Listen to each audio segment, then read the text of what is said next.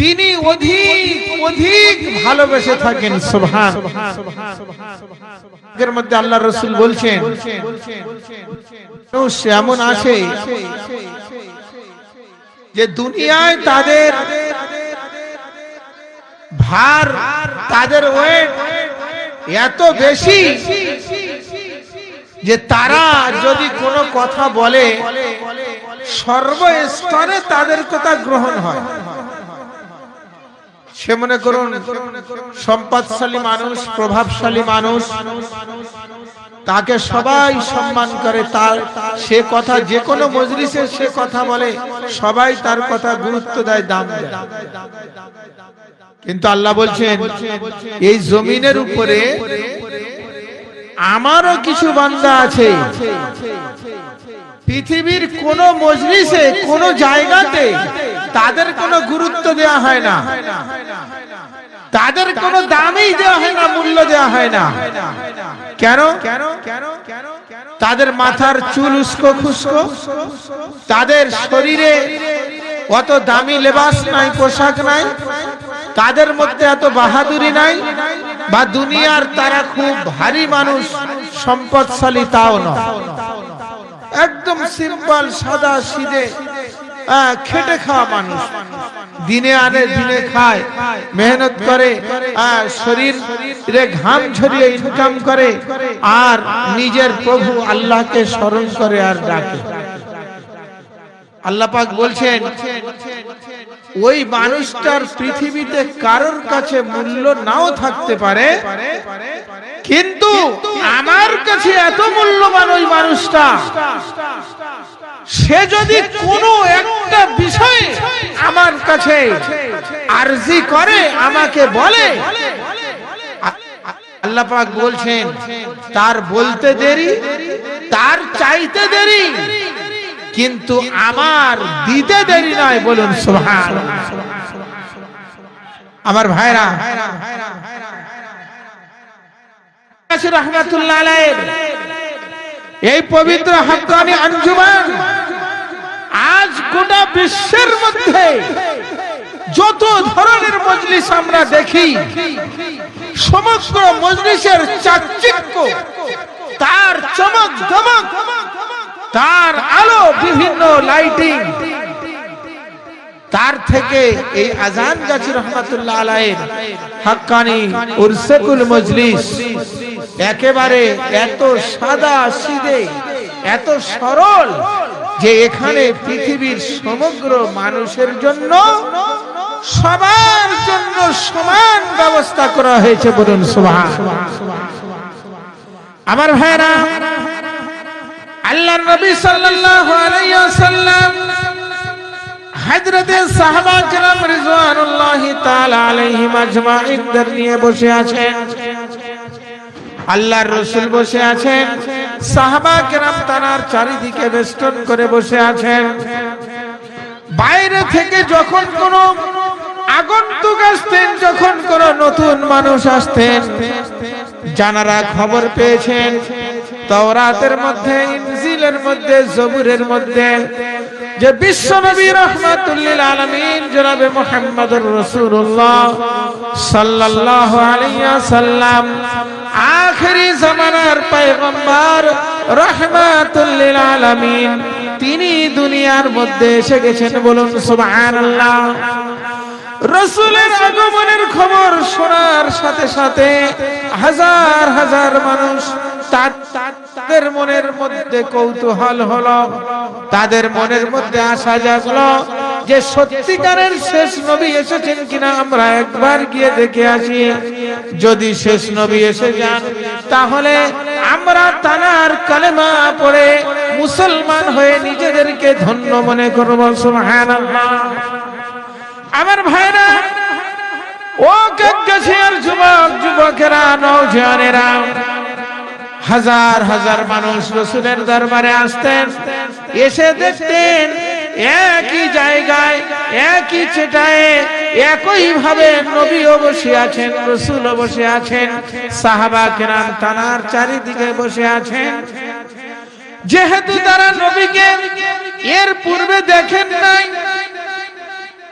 তো মজলিসে এসে যখন রাসূলকে চিনতে না পেরে অবশেষে তারা জিজ্ঞাসা করতে বাধ্য হতেন, মানিল মুহাম্মাদ মিনকুম, তোমাদের মধ্যে মুহাম্মদ কে? জিজ্ঞাসা করতে বাধ্য হতেন, আইনা মুহাম্মদ, মানিল মুহাম্মদ মিনকুম, মুহাম্মদ কোথায় আছেন তোমাদের মধ্যে? তোমরা এত মানুষ বসে আছো, মুহাম্মদ কে তোমাদের মধ্যে? সাহাবা কেরাম তানারা বলে দিতেন যে ইনি হলেন সেই মানুষ, সেই নবী, সেই পয়গম্বর জানাকে দেখার জন্য তোমরা দূর দূর থেকে সফর করে ভ্রমণ করে এসেছো। ইনি রাহমাতুল লিল আলামিন জনাবে মুহাম্মদুর রাসূলুল্লাহ সাল্লাল্লাহু আলাইহি ওয়াসাল্লাম। বলুন সুবহানাল্লাহ। বিশ্বকবি আল্লামা ডক্টর ইকবাল তিনি তার কবিতার মধ্যে বলেছেন, ইসলাম এমন একটি পবিত্র ধর্ম, এমন একটা আল্লাহ রাব্বুল আলামিনের পাক ধর্ম যা বিশ্বের মধ্যে সাম্যর শিক্ষা দিয়েছেন, সমান সমান বরাবরের শিক্ষা দিয়েছেন। এখানে কোনো রাজা নাই, কোনো বাদশা নাই, এখানে কোনো রেয়া নাই, এখানে কোনো চাকর নাই।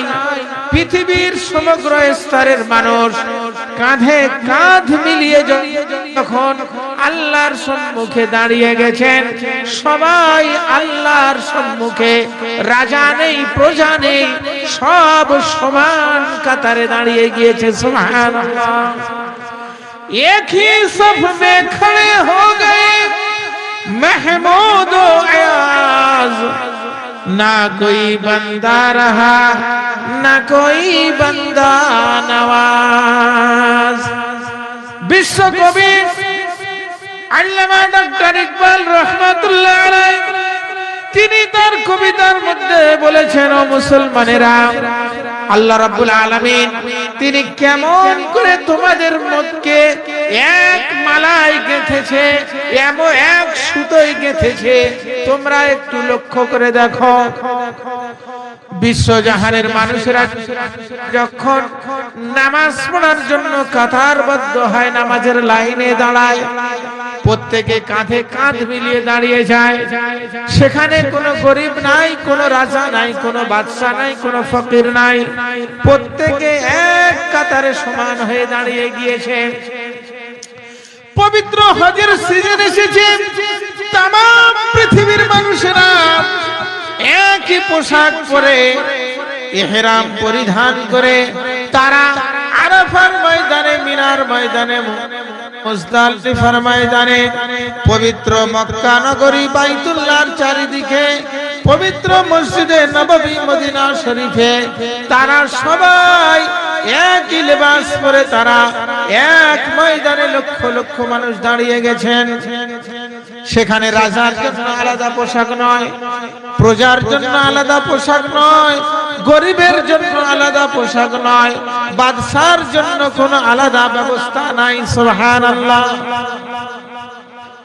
জামানার মুজাদ্দিদ সুফি মুফতি আজান গাছী রহমাতুল্লাহ আলাইহি এই পবিত্র হাক্কানি আঞ্জুমান তিনি কায়েম করে বিশ্ব জগতের মানুষের কাছে এই সাম্যের শিক্ষা তিনি তুলে ধরেছেন। হে দুনিয়ার মানুষেরা, তোমরা নিজের মধ্যে ভেদাভেদ, বর্ণ বৈষম্য, জাতি, ধর্ম, রং, বর্ণ, বিদ্বেষকে ভুলে দিয়ে এক আল্লাহর, এক মুনিবের তোমরা ইবাদত করো, এক মাবুদের সম্মুখে সিজদায় মাথা অবনত করো, করে নিজেকে আল্লাহর দরবারে ধন্য করে তোলো। বলুন সুবহানাল্লাহ। সম্মানিত বাপ ভাইরা, আজকে যদি আমরা এগুলি করতাম, আমাদের মধ্যে হিংসা থাকতো ভাই? ও ভাই, হিংসা থাকতো আমাদের মধ্যে? থাকতো না। পাড়ায় পাড়ায় হিংসা, ভাই ভাই হিংসা, রাস্তার এপার আর ওপার হিংসা, পাশাপাশি জমি চাষ করতে গিয়ে হিংসা। এমন কোন সেকশন নাই, এমন কোন বিভাগ নাই, ক্ষেত্র নাই যেখানে আজ হিংসা নেই, তাই না ভাই? কারণ কি? আমরা বিশ্ব নবী রাহমাতুল্লিল আলামিনের তানার আদর্শকে একটা চিপ দিয়ে দাও, বিশ্ব নবীর আদর্শকে, তানার শিক্ষাকে, তানার জীবন আদর্শকে আমরা আমাদের জীবনে বাস্তবায়ন করতে পারি, আমরা আমাদের জীবনে প্রতিফলিত করতে পারি। সেই জন্য আজ আমরা বিপদগ্রস্ত, আমরা ছন্ন ছাড়া, আমরা উড়ঙ্গ পতঙ্গ, বিক্ষিপ্ত পতঙ্গের মতো আমরা দিশেহারা। এই জন্য আজকের এই পবিত্র উরসাকুল মজলিস থেকে সুফি মুফতি আজান গাছী রহমাতুল্লাহ আলাইহির এই আদর্শ আমাদের আদর্শিত হতে হবে। আর আজ থেকে আমাদেরকে ওয়াদা করতে হবে যে আমরা জাতি, ধর্ম, বর্ণ নির্বিশেষে আমরা ভেদাভেদকে ভুলে গিয়ে, আমরা ভেদাভেদকে ভুলে গিয়ে আমরা এক হয়ে জীবন যাপন করব ইনশাআল্লাহ। আমার ভাইরা, যদি আমরা এক না হই, জীবন যাপন যদি আমরা না করি, তাহলে কিন্তু বিরাট বড় খারাপি, খুব লোকসান, বিরাট বড় ধ্বংসাত্মক জিনিস আমাদের জন্য অপেক্ষা করছে। আল্লাহ পাকের কোরআন সে কথা বলে, আল্লাহ রাব্বুল আলামিন বলেন, ওয়াতাসিমু বিহাবলিল্লাহি জামিআন ওয়া লা তাফাররাকু। ও জগতের মানুষেরা, তোমরা এক আল্লাহর রশ্মিকে, এক আল্লাহর রজ্জুকে তোমরা মজবুতির সঙ্গে আঁকড়ে ধরো। ওয়ালা তাফাররাকু, আর তোমরা বিচ্ছিন্ন হয় না, দলাদলি করো না, বিক্ষিপ্ত হয় না। তাহলে আল্লাহ রাব্বুল আলামিন অপর জায়গায় বলছেন, ফাতাফশালু ওয়া তাযহাবু রিহাকুম, তোমরা বিক্ষিপ্ত যদি হয়ে যাও তাহলে তোমাদের শক্তি একেবারে ছারখার হয়ে যাবে, তোমাদের ঐক্য নষ্ট হয়ে যাবে, ভঙ্গ হয়ে যাবে, আর তোমাদেরকে এমন বিপদের সম্মুখীন হতে হবে, পৃথিবীর কোন শক্তি তোমাদেরকে রক্ষা করতে পারবে না। আল্লাহ রাব্বুল আলামিন তিনি বলেছেন। এই জন্য আমার ভাইরা, পবিত্র কোরআনে কারীমের 104 নম্বর সূরা, ক নম্বর সূরা বললাম বাবাজিরা? এগুলো মনে রাখতে হবে ভাই।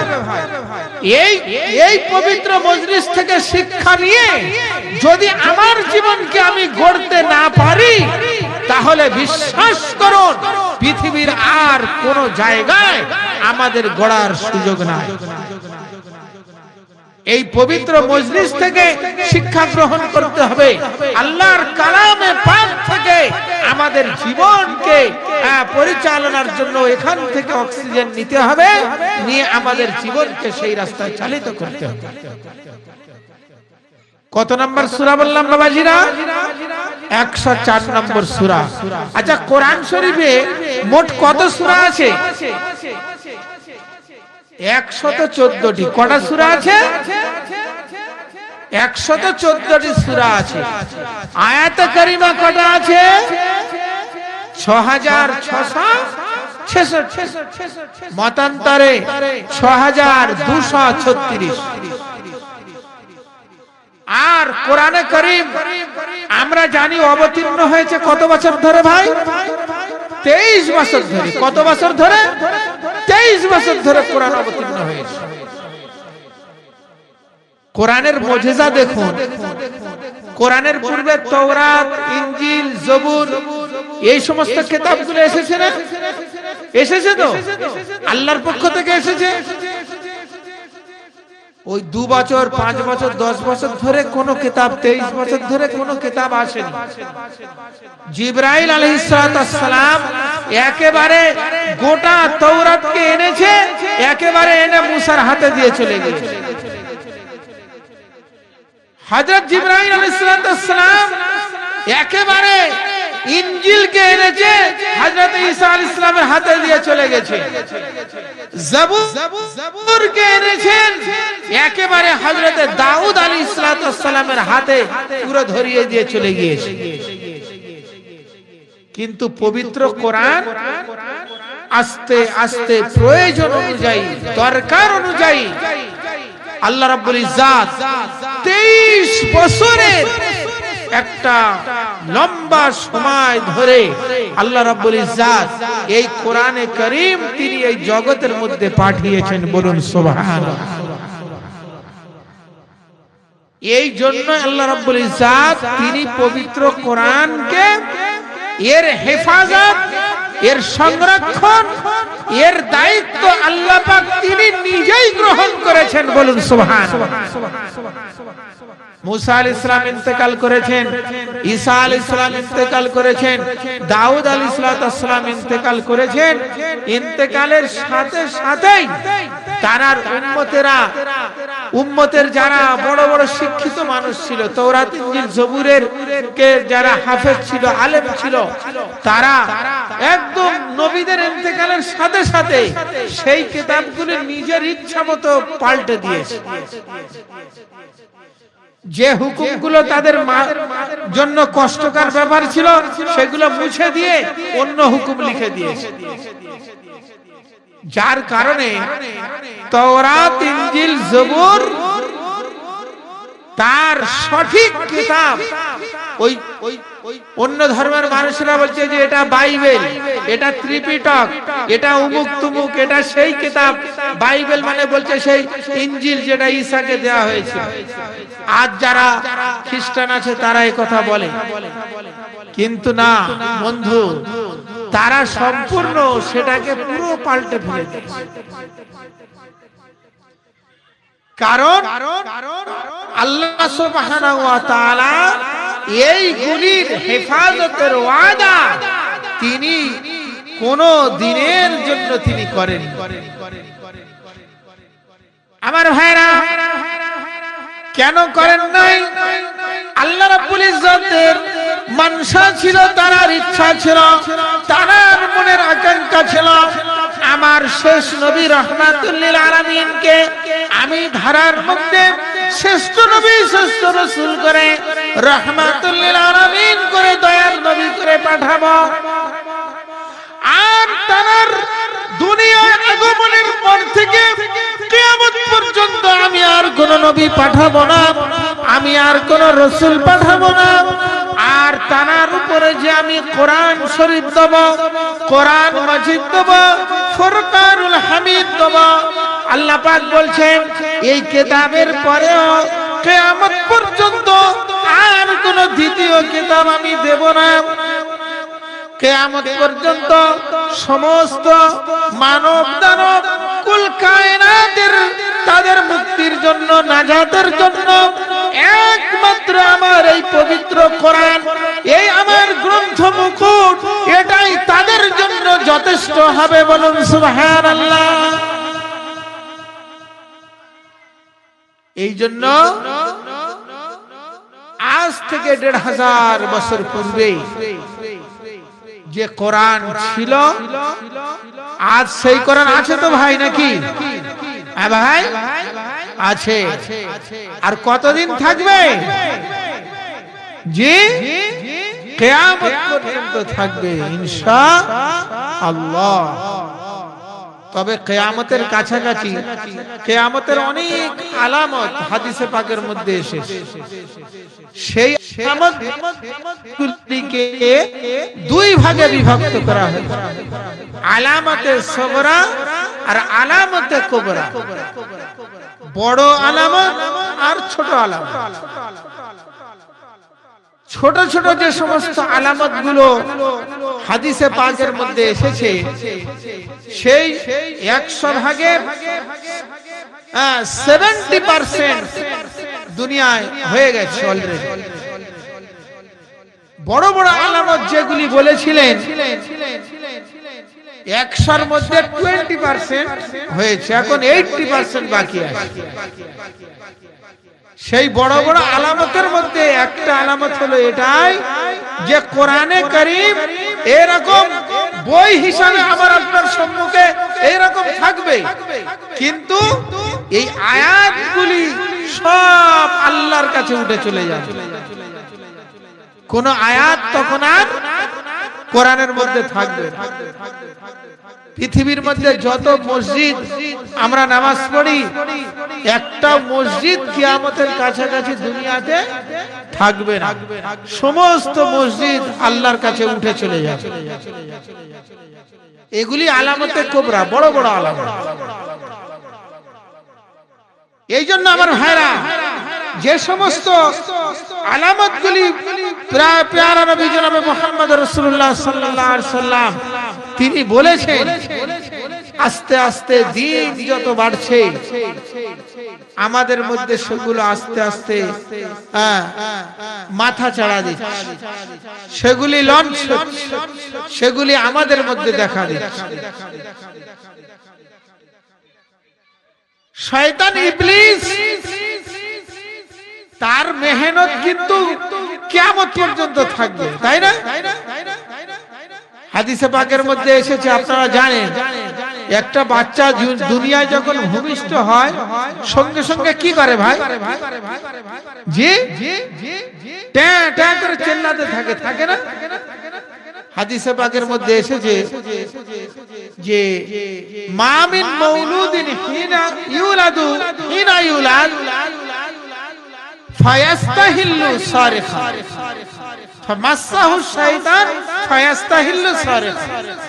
আল্লাহ রাসূল বলছেন, যে কোনো বাচ্চা যখন ভূমিষ্ঠ হয় তো আজাজিল ইবলিস তাকে একটা ঘুষি মারে। কি করে? তাকে ঘুষি মারে। ফায়াস্তাহিল্লু সারিখান, সে ট্যাঁ ট্যাঁ করে কাঁদতে থাকে। আর শয়তান বলে, আদম সন্তান, তুই তো আমার চির শত্রু, চির দুশমন, তুই দুনিয়াতে এসেছিস, তোকে আমি সহজে ছাড়বো না। আজ থেকে নিয়ে যতদিন তুই দুনিয়াতে থাকবি আমি তোর পিছনেই লেগে থাকবো। কিন্তু আল্লাহ রাব্বুল ইজ্জাত এই পৃথিবীর মধ্যে এমন 3জন মানুষ আল্লাহ পাক পাঠিয়েছিলেন যে যাদেরকে এই শয়তান এই ঘুষি মারতে পারেনি। বলুন সুবহানাল্লাহ। আল্লাহ পাক তানাদেরকে শয়তানের হাত থেকে বাঁচিয়ে দিয়েছেন, রক্ষা করেছেন। একজন হলেন হযরতে মারিয়াম, দ্বিতীয় জন হলেন তানার পুত্র হযরতে ঈসা, তৃতীয় হলেন বিশ্বনবী জনাবে মুহাম্মদুর রাসূলুল্লাহ সাল্লাল্লাহু আলাইহি ওয়াসাল্লাম। বলুন সুবহানাল্লাহ। আল্লাহ রাব্বুল ইজ্জাত ঈসা আলাইহিস সালামের মুজিজা দিয়েছিলেন যে ঈসা আলাইহিস সালাম তিনি সারা জীবন যেখানেই যেতেন, হাটে যেতেন, বাজারে যেতেন, দিন প্রচারের জন্য যেতেন, মাঠে যেতেন, যেখানে যেতেন 24 ঘন্টা সারা জীবন হযরত জিবরাইল আলাইহিস সালাম ঈসা আলাইহিস সালামের সাথে সাথে সব সময় তিনি থাকতেন। সুবহানাল্লাহ। আমার ভাইরা, যাই হোক, আমি ভূমিকার দিকে যাচ্ছি না। আজকের এই যে পবিত্র উরসুল মজলিস, জামানার মুজাদ্দিদ শাহ সুফি আযান গাছী রাহমাতুল্লাহ আলাইহি তিনি প্রতিষ্ঠিত করেছেন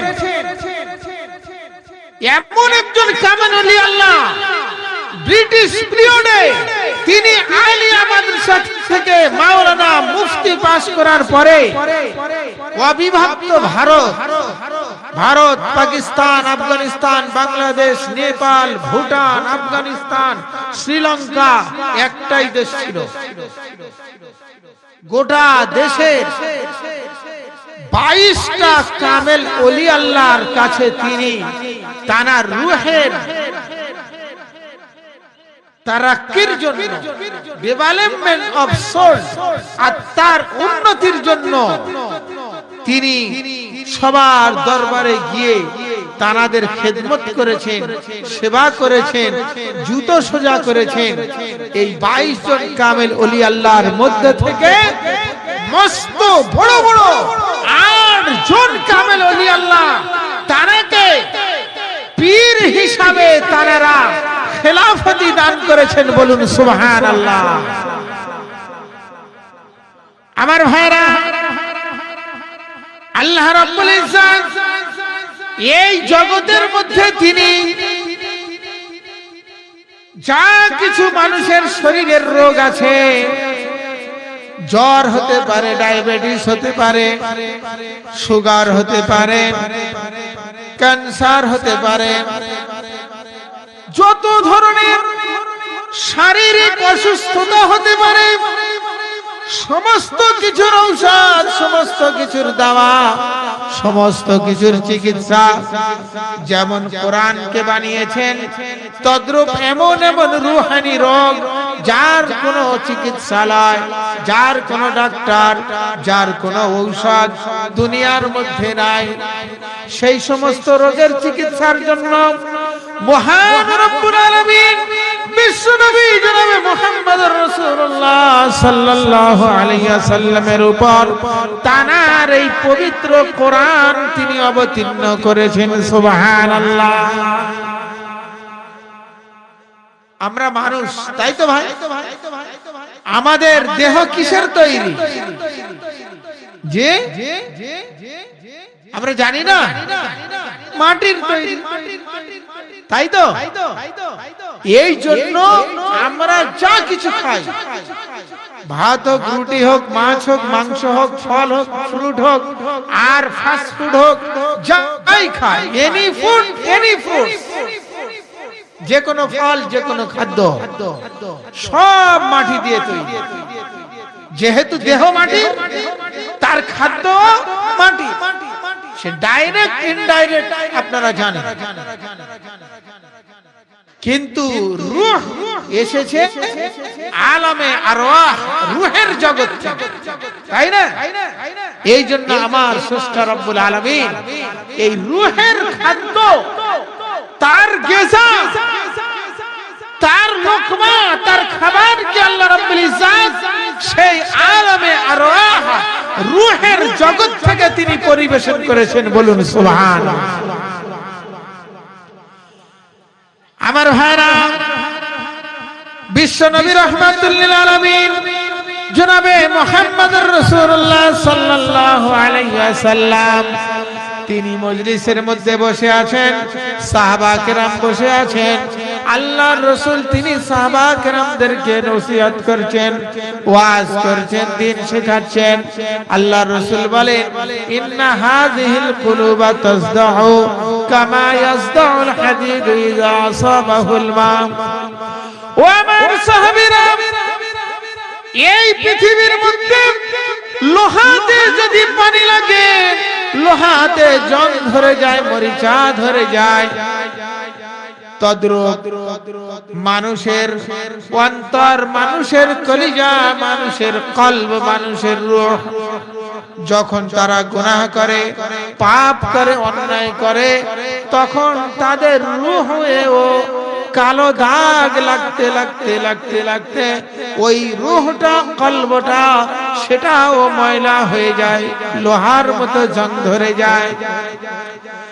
কিলা ইয়া রাসূলুল্লাহ ওয়া মা জিনাউহা, হযরতে সাহাবা কেরাম প্রশ্ন করলেন, ইয়া রাসূলুল্লাহ, ইয়া হাবিবাল্লাহ, হুজুর দুনিয়ার মধ্যে লোহাতে যদি জং ধরে যায়, মরচা ধরে যায়, সেগুলো পরিষ্কার করার অনেক ব্যবস্থা তো আমরা দেখি। তাই আল্লাহর হাবিব আমাদের কলিজা যখন ময়লা হয়ে যায়, কলব যখন ময়লা হয়ে যায়, আমাদের অন্তরকে আমরা কিভাবে পরিষ্কার করব বলে দেন। দয়ার নবী, মায়ার নবী রাহমাতুল লিল আলামিন তিনি বললেন, আমার সাহাবীরা চিন্তার কোনো কারণ নাই, আমার রব মহান স্রষ্টা রব্বুল আলামিন এই অন্তরের রোগের ঔষধ হিসাবে, চিকিৎসা হিসাবে তিনি তোমাদেরকে এমন একটা প্রেসক্রিপশন দিয়েছেন, যার মধ্যে দুটো মেডিসিন তোমাদের জন্য নির্ণয় করেছেন। তোমাদের জন্য দুটি মেডিসিনকে তিনি সিলেক্ট করেছেন। যদি তোমরা সেই মেডিসিনকে ব্যবহার করতে পারো, তোমাদের অন্তর, তোমাদের কলব, তোমাদের কলিজা একদম পরিষ্কার, চকচকে, ঝকঝকে হয়ে যাবে। সুবহানাল্লাহ। দুটো জিনিস কি বলবো? হ্যাঁ, শুনতে চান আমার ভাইরা? একবার দরুদ শরীফ পড়েন, আল্লাহুম্মা। আগে আসি ভাই, মজলিসে, কোরআনের মজলিসে জমে জমে বসি।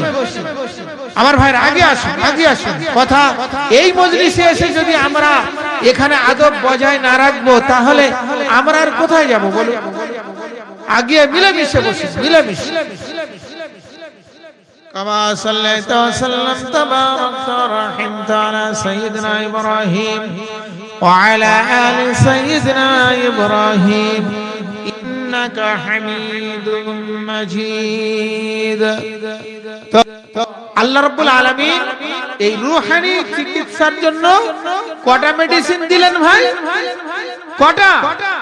মনে রাখতে হবে।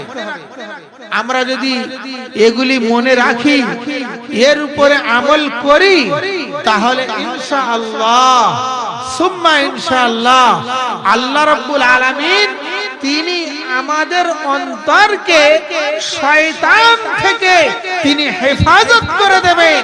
আর যখন শয়তান থেকে আমরা হেফাজত হয়ে যাব, তাহলে আল্লাহ পাক দুনিয়ারও শান্তি দেবেন এবং আখিরাতেও তিনি শান্তি দেবেন। বলুন সুবহানাল্লাহ। আল্লাহ রাসূল বললেন, কাসরাতু যিকরিল মাউত ওয়া তিলাওয়াতিল কুরআন। বলুন সুবহানাল্লাহ। একটা হলো মৃত্যুকে বেশি বেশি করে স্মরণ করা, আর আরেকটি হলো আল্লাহ রাব্বুল ইজ্জাতের এই কালামে পাককে বেশি বেশি করে তেলাওয়াত করা, পাঠ করা। বলুন সুবহানাল্লাহ। আল্লাহ রাসূল আবার অন্য হাদিসে উযকুর হাদিমু লাজ্জাতিল মাউত। আল্লাহ রাসূল বলছেন,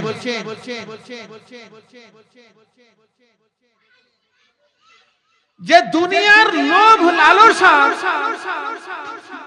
কে ধ্বংস করে যে বিষয়, তাকে তোমরা বেশি বেশি করে স্মরণ করো। অর্থাৎ মৃত্যুকে যদি তোমরা বেশি বেশি করে স্মরণ করো, আল্লাহ রাব্বুল ইজ্জাত দুনিয়াতে তোমাদের লোভ লালসা, হিংসা, হাসাদ, ঝগড়া, একে অপরের সঙ্গে এই সমস্ত কান ঘুষাঘুষি করা, হিংসা করা, এগুলো সব আল্লাহ পাক তিনি ধ্বংস করে দেন। এগুলি শয়তানের ফাঁদ। এগুলো কি ভাই? আরে পায়রা ধরে ঘুঘু ধরার ফাঁদ দেখেছেন তো? ঘাসের রঙের মতো ওই জাল বুনে এমন ঘাসের মধ্যে পেতে দিয়েছে, পায়রা ঘুঘু ঘুনাক করে টের পায়নি এখানে জাল পাতা। পা দিয়ে হাঁটছে হাঁটছে এমন ফাঁসা ফেসে গিয়েছে, ব্যাস আর সে উঠতে পারল না, শিকারীর হাতে ধরা পড়ে। তো শয়তান ঈমানওয়ালার শিকারী, ঈমানওয়ালার ঈমানকে ধ্বংস করার জন্য, আল্লাহ আল্লাহর রাসূলের উপরে তার যে বিশ্বাস, সেটাকে ধ্বংস করার জন্য শয়তান ইবলিস প্রতিটি জায়গায় জায়গায় ফাঁদ পেতে রেখেছে। প্রত্যেক মোড়ে মোড়ে কোণে কোণে রাস্তা রাস্তায় ফাঁদ পেতে রেখেছে।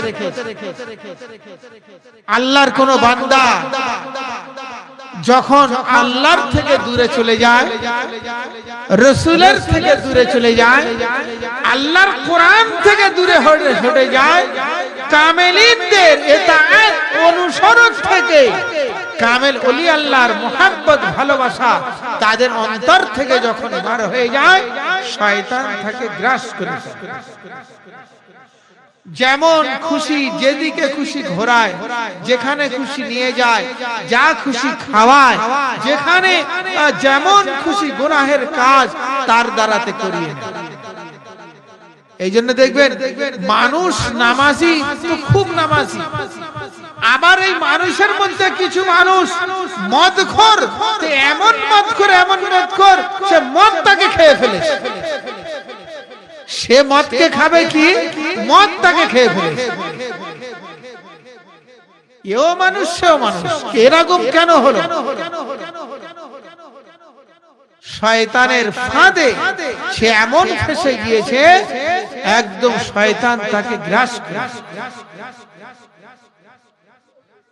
আমাদের মধ্যে আজ আমরা যদি লক্ষ্য করে দেখি, শয়তান মুসলমানদের মধ্যে বেশি কাজ করে। কোথায় কাজ করে ভাই? মুসলমানদের। কেন? যাদের কাছে ঈমান নেই তাদের কাছে শয়তানের যাওয়ার কোনো দরকার আছে? নেই। সাহাবা কেরাম আল্লাহর রাসূলকে বলছেন, হে আল্লাহর রাসূল, আপনার মজলিসে যখন আসি তো বিবি বাচ্চা দুনিয়া ব্যবসা বিজনেস সব ভুলে যায়, একদম আখিরাতে ডুবে যায়। আর যেই আপনার মজলিস থেকে উঠে চলে গেলাম, আবার দুনিয়ার মধ্যে জড়িয়ে পড়ি, দুনিয়ার মোহাম্মত ভালোবাসা এসে ঘিরে ফেলে, আবার দুনিয়া গ্রাস করে। ইয়া রাসূলুল্লাহ, আমরা তো মুনাফিক হয়ে গেলাম। সাহাবা কেরাম নিজে বলছেন, নাফাকা হানজালা, হযরত হানজালা রাদিয়াল্লাহু তাআলা আনহু তিনি নিজে নিজেকে সম্বোধন করে বলছে, হানজালা তো মুনাফিক হয়ে গেছে। কেন? রাসূলের দরবারে এলে দুনিয়া আখিরাত আল্লাহ ইয়াদের স্মরণে গর্ক হয়ে যায়, ডুবে যায়। আর এই সমস্ত মজলিস থেকে উঠে গেলে আবার দিলের মধ্যে আল্লাহর খেয়াল সব বার হয়ে যায়, দুনিয়ার খেয়াল ঢোকে।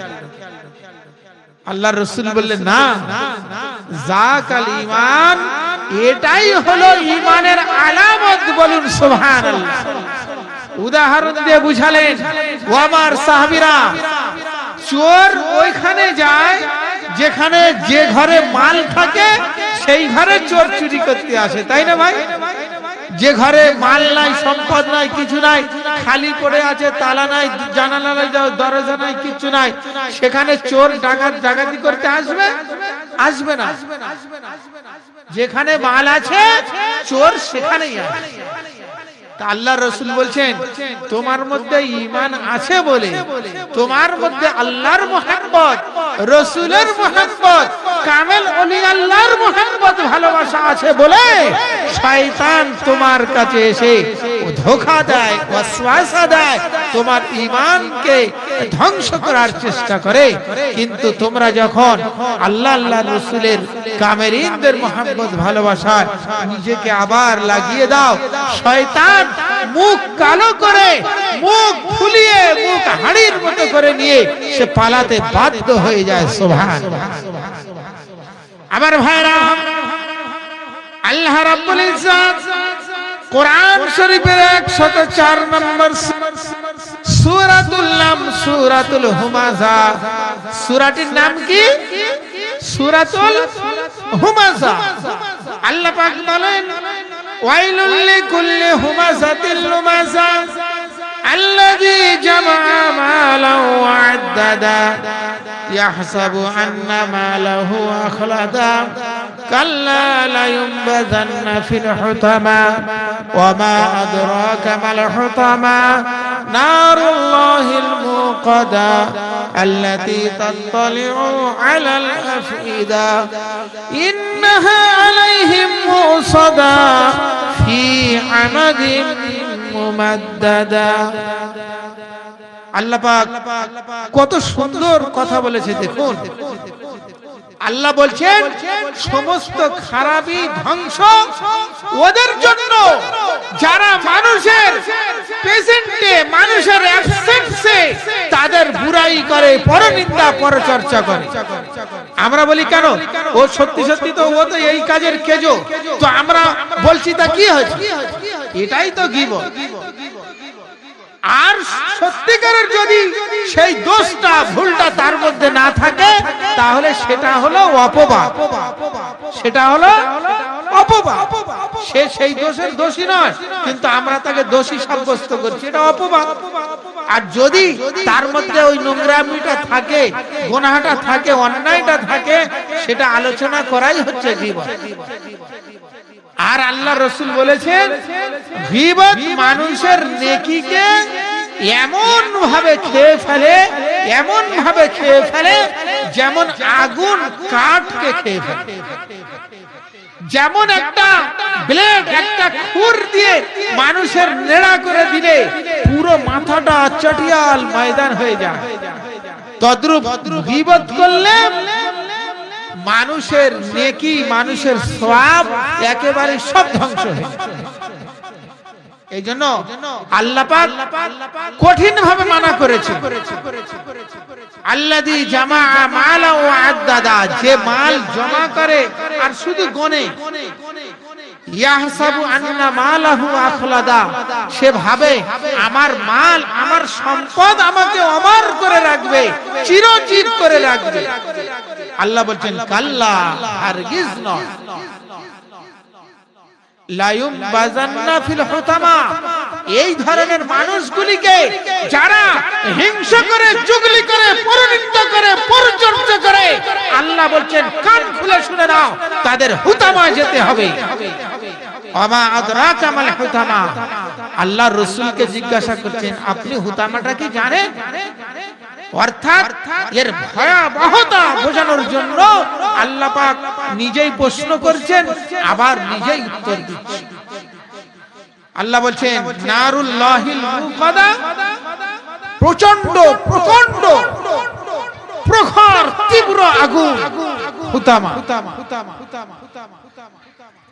আল্লাতী তাত্তালিউ আলাল আফিদা, যে আগুনটা মানুষের কলিজা পর্যন্ত পৌঁছে যাবে, যে আগুনটা কলিজা পর্যন্ত পৌঁছে যাবে।